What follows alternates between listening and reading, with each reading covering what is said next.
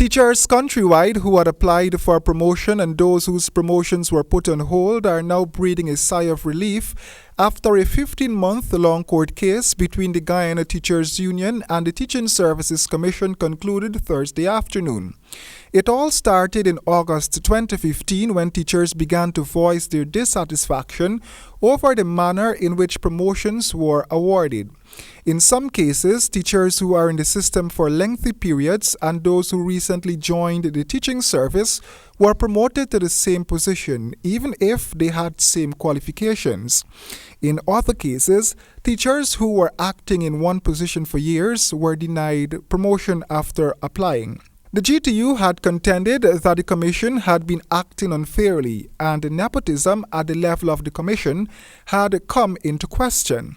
Teachers had sent letters after letters appealing to the TSC to review their applications, but the Commission had contended that they are a constitutional body and therefore no one should dictate how they operate.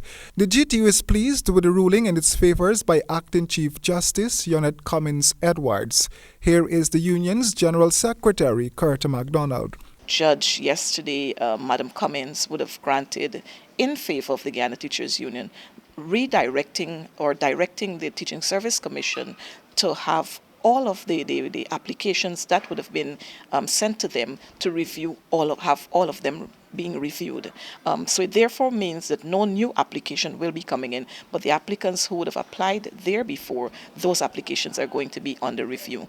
The conditions of promotion in the teaching service pivots on a points system, but the Commission had been relying on the comments by the regional education officers to promote teachers. The union was saying all along that that was the wrong way to go. The GTU is really elated at this time.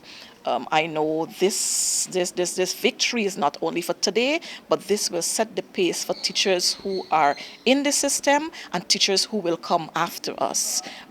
It will say to the Teaching Service Commission, you ought to follow what your constitution is saying. The Teachers Union is hoping by the end of this year, the TSC can review and make all necessary promotions.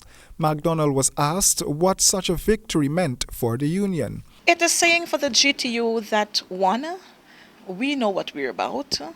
We want the best for our teachers. If you want teachers to give of their best, then you have to put the systems in place so that they'll give of their best. Our teachers are quite happy because they were burdened with this whole issue of waiting on the courts, waiting to hear what is going to happen. And they're now elated that the court has ruled in their favor, and very soon they're going to have their appointments being made.